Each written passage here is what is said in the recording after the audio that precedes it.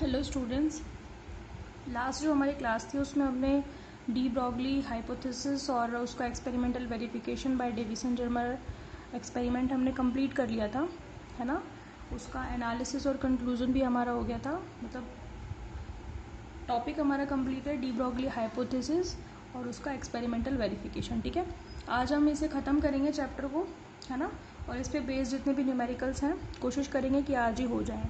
ठीक है, simple numerical है, ज़्यादा इसमें ज़्यादा कंसेप्चुअल क्वेश्चंस हैं नहीं, सिंपल क्वेश्चंस हैं। ठीक है, देखें सबसे पहले सिंपलेस्ट क्वेश्चन लेते हैं। क्वेश्चन नंबर 1, फर्स्ट क्वेश्चन क्या है, ध्यान से सुने। 20 मीटर प्रति सेकंड की चाल से चल रही हवा में उड़ने वाली रेत के 1 mg यानी कि 1 मिलीग्राम के कणों की डी ब्रॉगली तरंगदैर्ध्य ज्ञात कीजिए, यानी कि find the de Broglie wavelength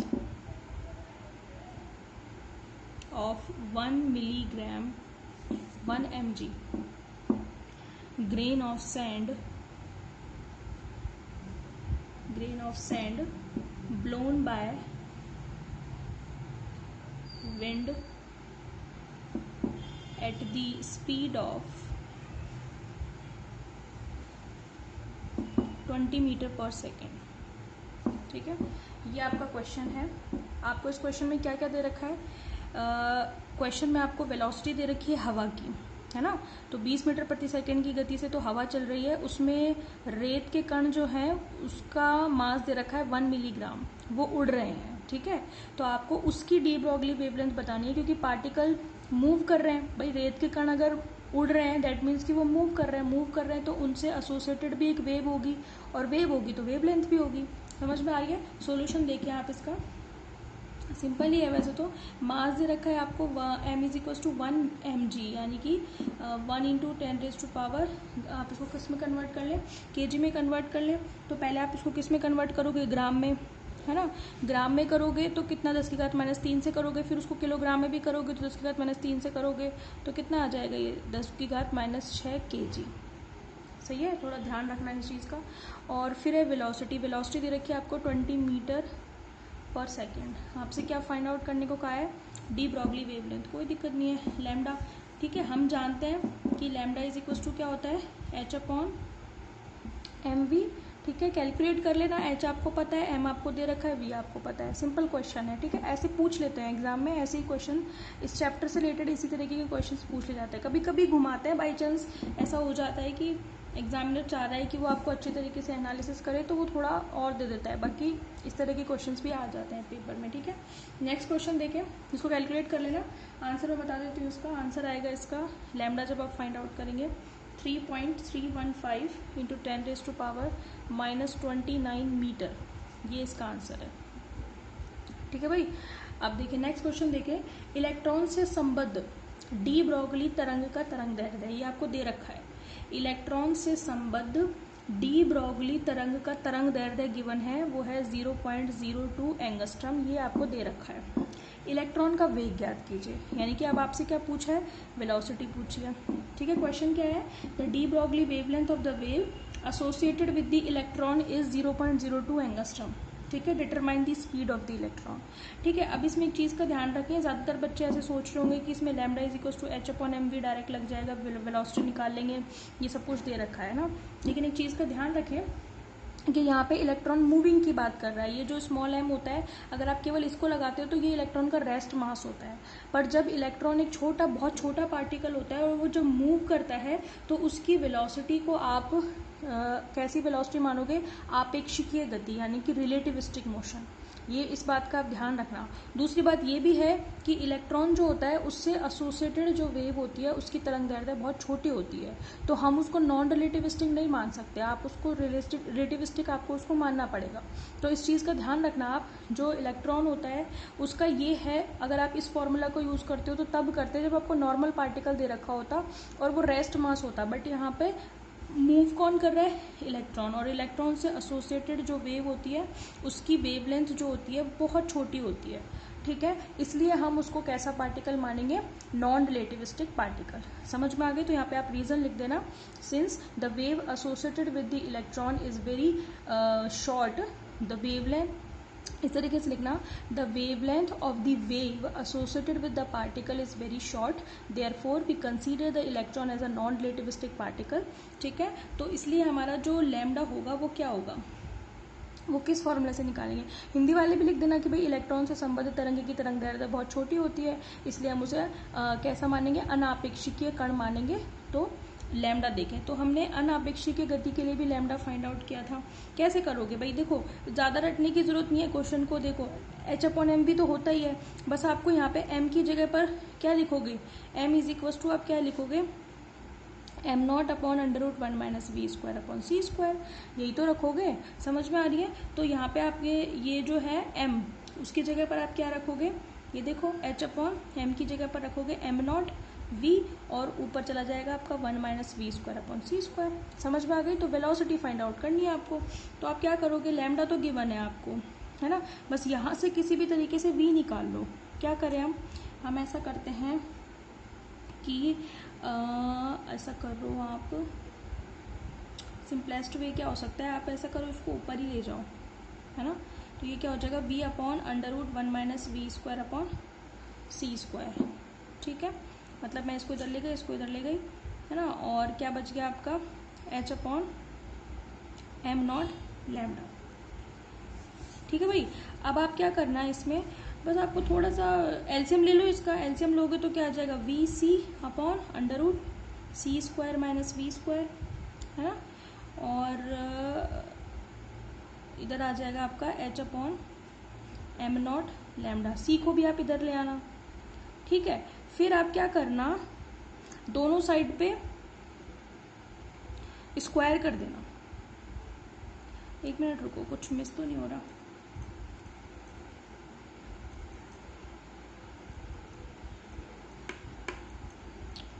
इस हिसाब से तो आपको यहाँ पे ना c का स्क्वायर और करना पड़ेगा, एक्स्ट्रा काम हो जाएगा। आप एक काम करना है यहाँ पे, देखो ऐसा करो, इधर से कंटिन्यू कर लेते हैं अपन।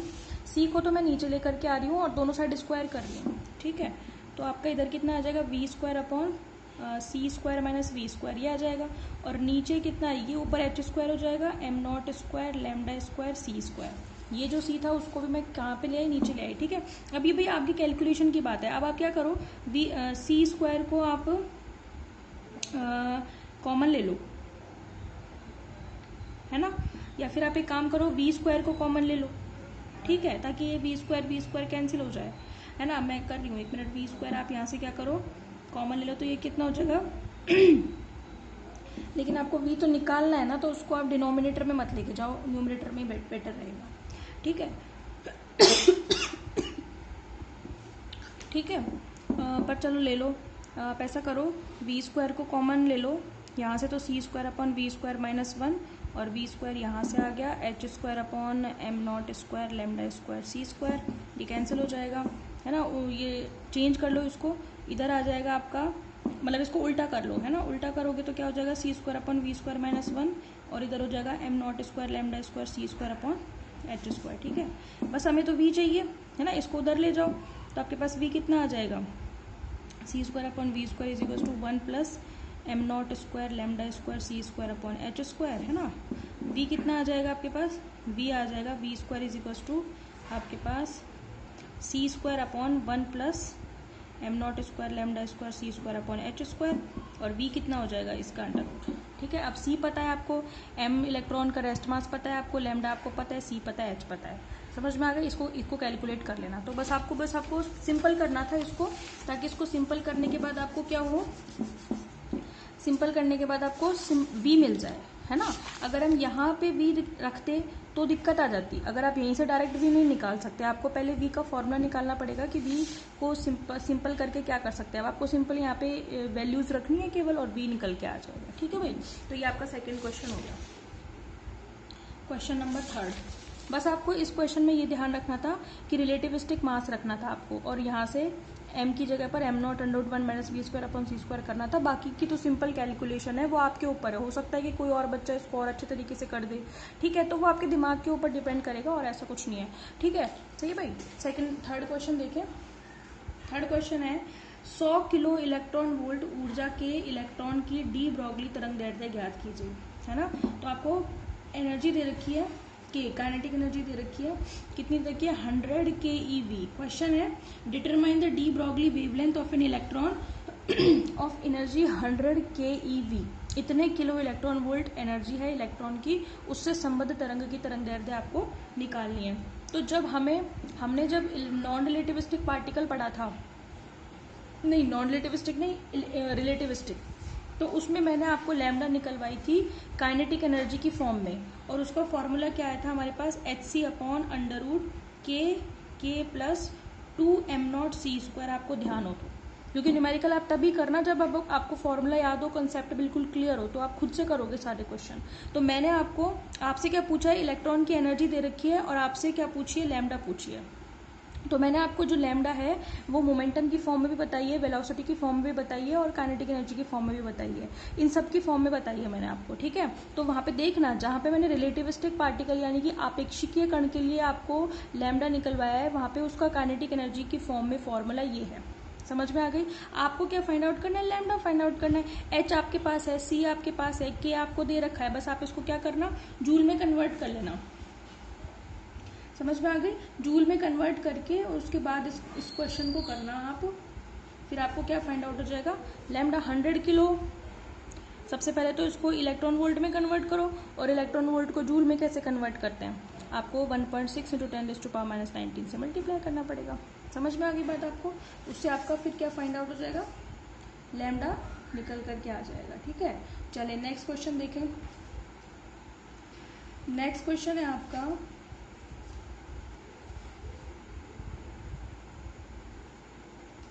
नेक्स्ट क्वेश्चन ये ले लेते हैं।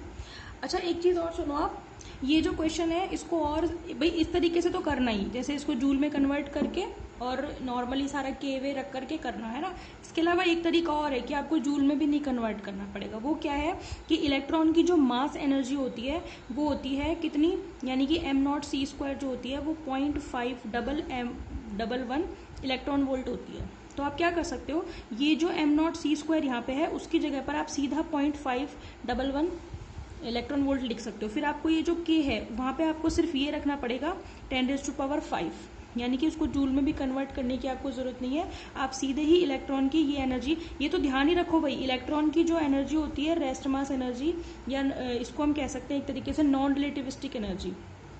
समझ में आ गई। अनापेक्षिकीय ऊर्जा इलेक्ट्रॉन की इतनी होती है और ये फिक्स होती है, ठीक है। तो आप इसको निकाल सकते हो, और वैसे भी ये तो आप खुद भी निकाल सकते हो ना, चेक कर लो। m0 आपको पता है, c² आपको पता है, समझ में आ गई। और वो जो आएगी एनर्जी उसको आप इलेक्ट्रॉन वोल्ट में चेंज कर लो, यही आएगी। आप चेक भी कर सकते हैं, ये एनर्जी यही आएगी। तो आप इस क्वेश्चन में इसको यहाँ पे 0.511 डायरेक्ट रख करके और तब भी आंसर निकाल सकते हैं इसका, ठीक है। अच्छा मैंने पिछले क्वेश्चन का और इसका आंसर नहीं बताया है ना, तो आंसर मैं बता देती हूँ आपको। ये वाला जो क्वेश्चन था इसका आंसर है v = 0.711c, ठीक है इसका आंसर।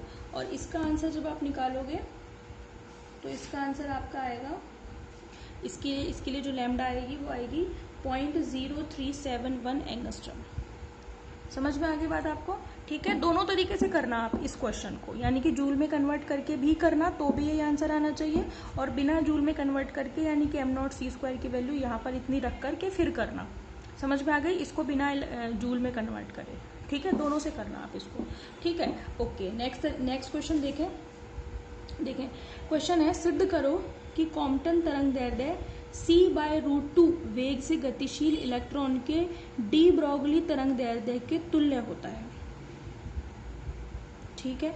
आपसे क्या पूछिए उसने ये कहा है कि जो कॉम्पटन तरंग दैर्ध्य है, कॉम्पटन तरंग दैर्ध्य है, ये क्वेश्चन इंपॉर्टेंट है भाई, ये जो मैं अभी बोल रही हूँ ये क्वेश्चन बड़ा इंपॉर्टेंट है, क्वेश्चन नंबर 4 है हमारा, ठीक है। क्वेश्चन क्या कह रहा है, क्योंकि उसने लिंक कर दिया कॉम्पटन तरंग दैर्ध्य को भी और इलेक्ट्रॉन की तरंग दैर्ध्य को भी। ये क्या कह रहा है कि कॉम्पटन तरंग दैर्ध्य हमने निकाली थी, कितनी थी, λ0 h/m0c, आपको याद होगा, और ये कितनी आई थी, 0.0242 एंगस्ट्रम आई थी, याद है आपको, ठीक है। अब ये कह रहा है कि सिद्ध करो कि कॉम्पटन तरंग दैर्ध्य जो है यानी कि ये c/√2 वेग से गतिशील इलेक्ट्रॉन के डी ब्रोगली तरंग दैर्ध्य के तुल्य होगी। ठीक है, यानी कि prove that Compton wave length is equivalent to the de Broglie wave length of the electron moving with velocity c/√2। यानी कि वेलोसिटी आपको c/√2 दे दी और इलेक्ट्रॉन के लिए आपको लैम्डा फाइंड आउट करनी है। वो जो लैम्डा आनी चाहिए वो किसके इक्वल आनी चाहिए, कॉम्पटन वेवलेंथ के।